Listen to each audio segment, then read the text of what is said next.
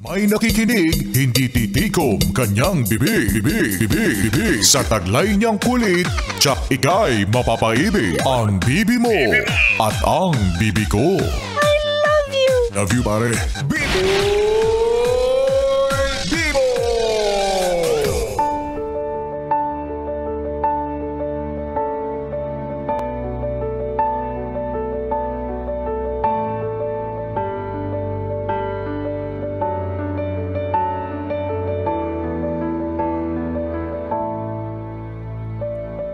Gandang gabi, ako'y nagbabalik, DJ Biboy Bibo para sa ating usapin na tungkol sa utang. Utang na loob, magbayad ka na.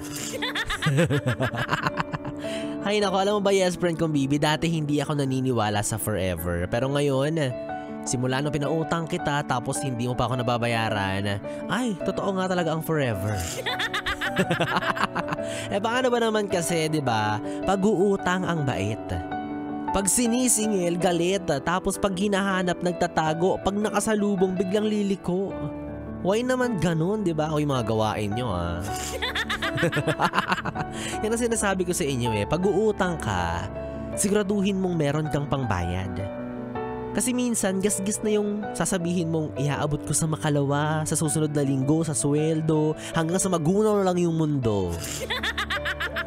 Diba? Kaya ikaw galingan mo lagi sa buhay. Magsikap ka. As much as possible, huwag kang aabot sa puntong mababaon ka sa utang.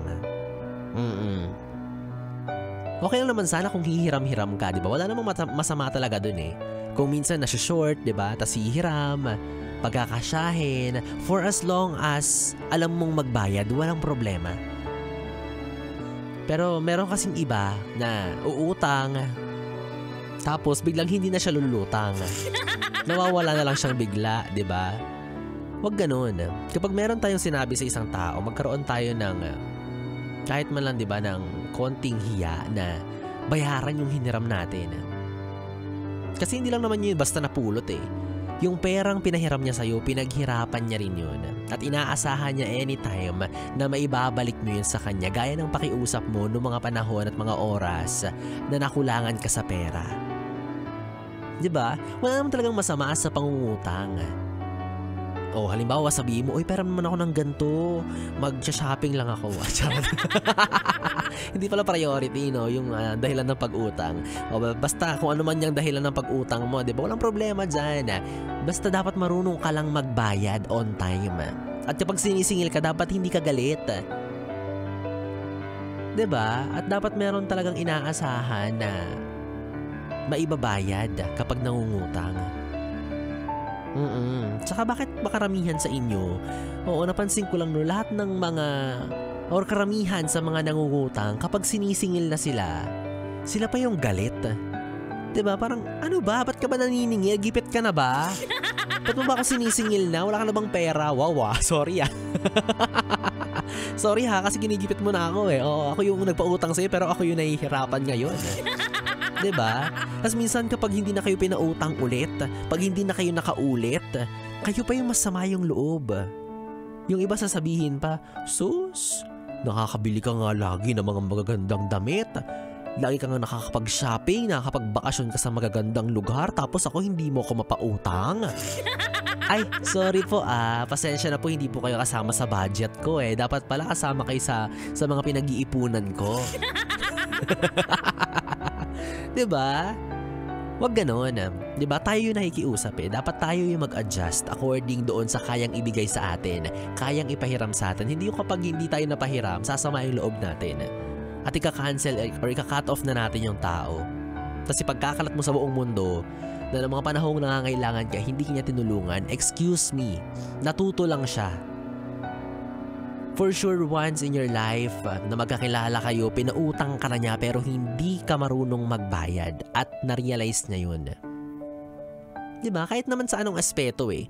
Gawan mo ng mabuti yung tao, tapos one time, tarantaduhin mo siya or gawan mo siya ng hindi maganda, yung hindi ka tanggap-tanggap, hindi ka na makakaulit dyan. Diba? Kaya ewan ko ba sa inyo, kasi sinasabi ko, karamihan din sa inyo kaya nababaon sa utang kasi inuuna yung yabang. Yan, 'di ba? Flex kayo ng flex ng kung ano-ano. Oh, ano, 'di ba? Naka-iPhone ka pero yung pang-load mo inuutang mo lagi. Oh, bumili-bili ka ng mamahaling kotse. Wala ka palang enough na income monthly. Lagi mong pinapangutang para lang masabing meron kang 4 wheels. 'Di ba? Magkakape sa mamahalin, magsha-shopping, magta-travel, wala naman palang extra na pera para saan? Para may pang IG story ka, ganun ba 'yun? Ba't di mo ko gayahin, di ba? Mukha lang akong mayaman. Pero aaminin ko totoo na yung wallet ko 20 na lang ang laman. Pero hindi ako mangungutang, di ba?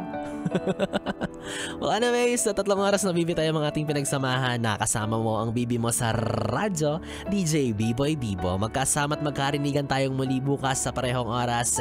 Dito pa rin at dito ka lang sa istasyong tanggal limot ang problem, ang 101.1 Yes FM. Good night! 101.1